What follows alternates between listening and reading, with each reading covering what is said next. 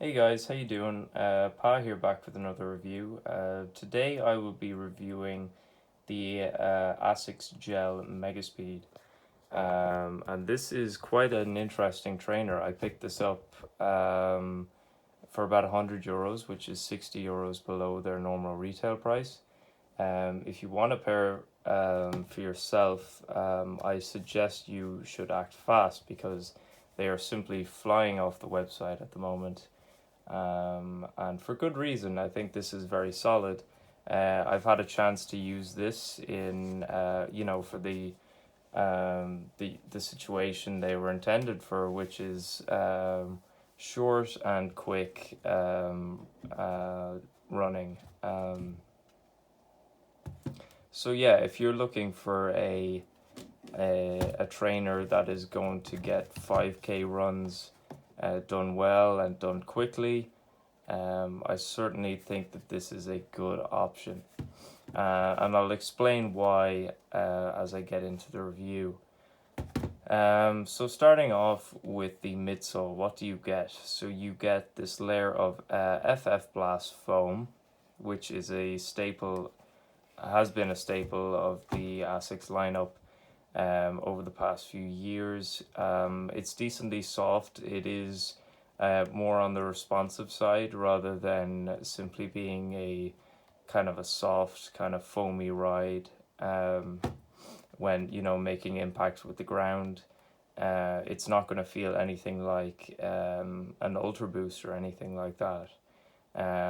But the problem I have with Ultra Boost is that um, it's simply not that stable, and what you get with this is kind of minimal contact with the ground. It feels like um, you're kind of barely touching the ground as you make these long strides forward, um, which is a good thing. Like if you're looking for a shoe that is quick and is more stable, maybe you struggle with running on hard surfaces, and when you pick up speed, you find yourself going off balance slightly.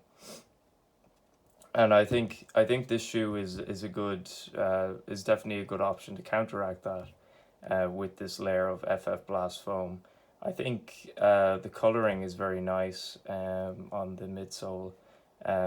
There's as you can see there are decorative specks of black on it, and then fading into this kind of laser orange, kind of going around as you go to the front of the midsole. So yeah, quite impressed with that midsole. Very responsive, not the softest, but again, it's not something that you're going to notice all that much, especially if you're looking for a speed trainer. If you're looking for something with a little bit more support, I would definitely recommend going with the Asics GT2000 lineup. I think that is an excellent shoe. It provides that little bit more stability, but it's not as heavy as something like a Kayano or something like that.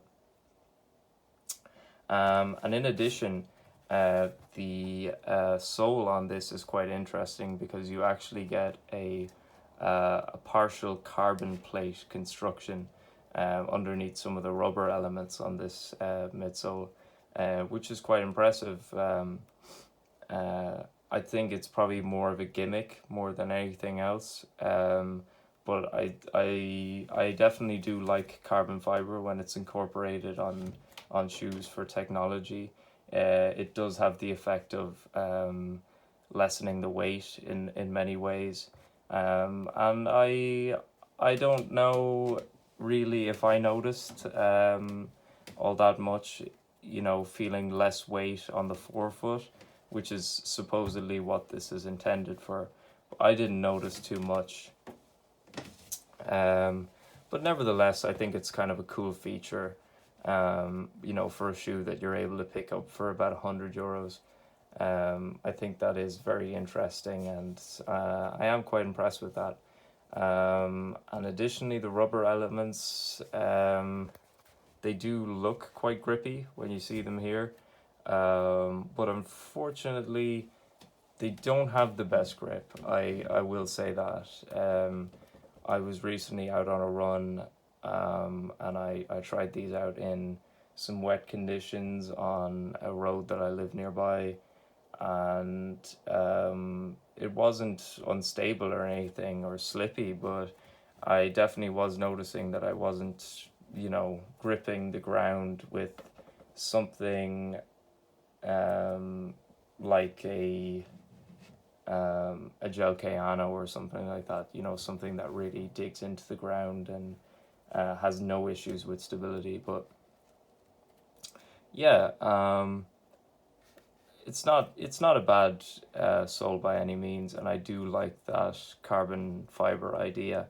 Um, Most of the support on this shoe is definitely engineered towards the rear of the shoe. It's definitely a lot softer at the back, and it's kind of gradually gets a little bit more firm as you get to the front of the shoe. Definitely on the midsole and the sole of the shoe. And again, this is what you would expect from a speed shoe. Um, you know, if you feel like you need extra support, this is probably not the shoe for you. As I said, you should probably go for something like the GT 2000, which is kind of more evenly distributed support throughout the entirety of the midsole and the sole. But anyway, moving on to the upper, what you get is kind of a mesh and knit construction. And I do like the way they've kind of incorporated these knitted elements and a mix of mesh. I think it does provide nice breathability when you're running. And yeah, I don't have any complaints with it. It's nice. It's soft. It's soft straight out of the box. It doesn't feel stiff or anything, which I have found to be an issue in the past with some of the Kayanos that I've been wearing. Yeah, so overall, I do think this is excellent. Um, there is a little bit of additional structure through the near the toe box area, but it's not something you necessarily notice when you have the shoes on your feet. Another thing I will mention is that the upper out of the box, it does kind of keep your foot very snug when you put them on. If you have very wide feet, I wouldn't say that this is the shoe for you. I have very narrow feet, so I didn't notice it at all. Well, I did notice it, but it wasn't. Definitely wasn't a significant factor when I was wearing these. But if you got regular feet, like normal feet, these are gonna fit you just fine.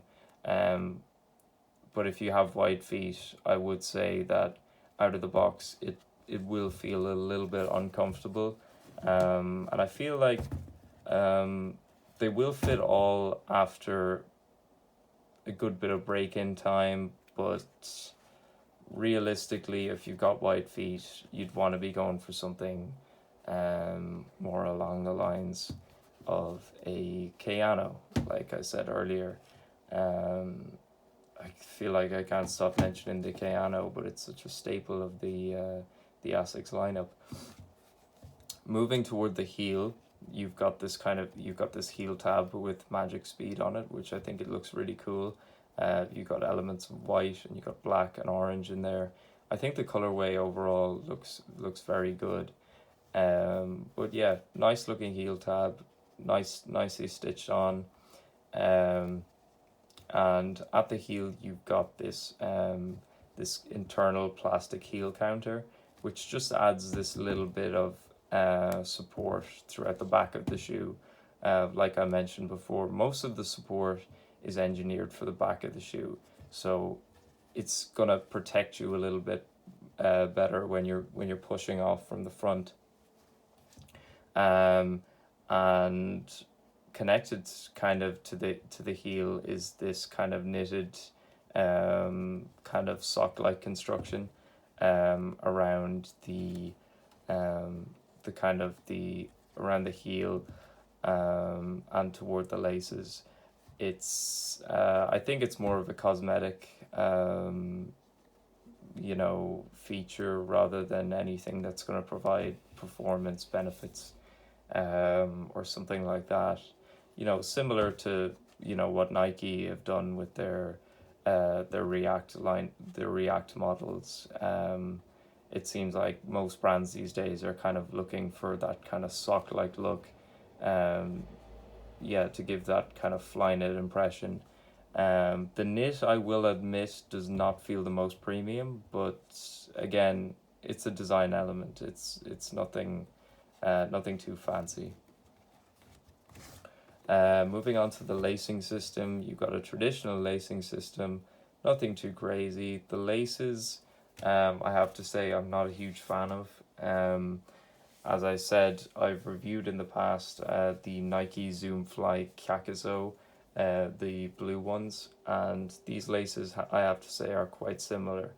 And what I find with these kind of textured laces is that they kind of easily become undone, um, simply because they're very light, they're very textured, um, they're they're commonplace on speed shoes these days. With the notable exception being the Nike Epic React Flyknit, which is one of my favorite neutral running shoes of all time. But yeah, I suppose they get the job done. Their laces, it's not going to be detrimental to your experience. You just got to keep, you just need to tie them tight. Make sure you have that added support through the midfoot and the heel, because laces are crucial for that, and a lot of people neglect them when they're running. They tie their shoes up loose, which is definitely something that is going to increase your risk of injury because you just don't have that support. Like when you tie the laces, the upper moves in, it holds your foot in place, it stops it moving around, and I would argue that you would definitely be at a greater risk of injury if you neglect your laces. Yeah, but these laces are fine, they get the job done. Moving internally into the heel, as you can see, you've got this kind of bed of foam, this kind of in the heel liner, which I quite like. I have noticed that out of the box it does catch you a little bit, but when you're running it does feel really good. It feels nice and soft, and it feels like your heel is definitely it feels like it's in good hands. Like your heel won't be sliding around the back of these anytime soon. As you can see here, I've got my orthotic in order to stop me pronating when I'm running. For those of you who don't know, pronating is when your foot kind of it moves in here when you're running. And speed shoes, they've kind of come under scrutiny over the past few years because they are said to be at a runners who pronate and they use speed shoes, they're said to be at a greater risk of injury. But recent evidence has come out, saying that support shoes are not going to, greatly improve your chance of not picking up an injury.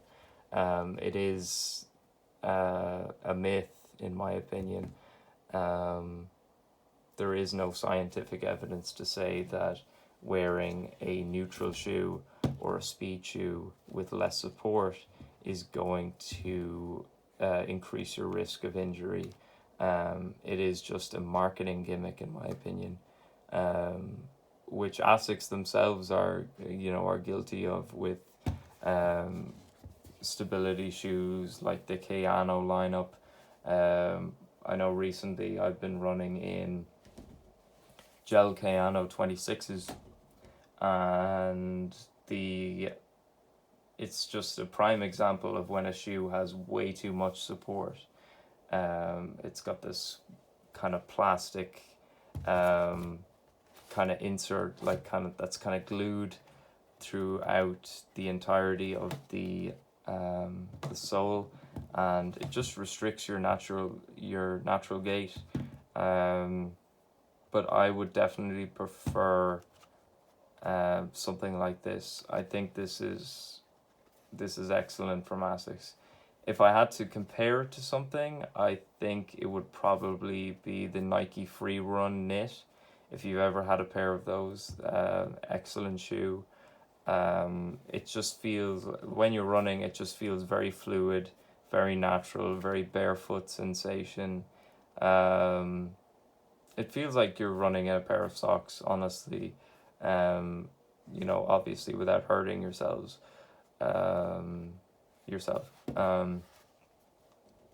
But yeah, overall, I would say I'm very impressed with this shoe.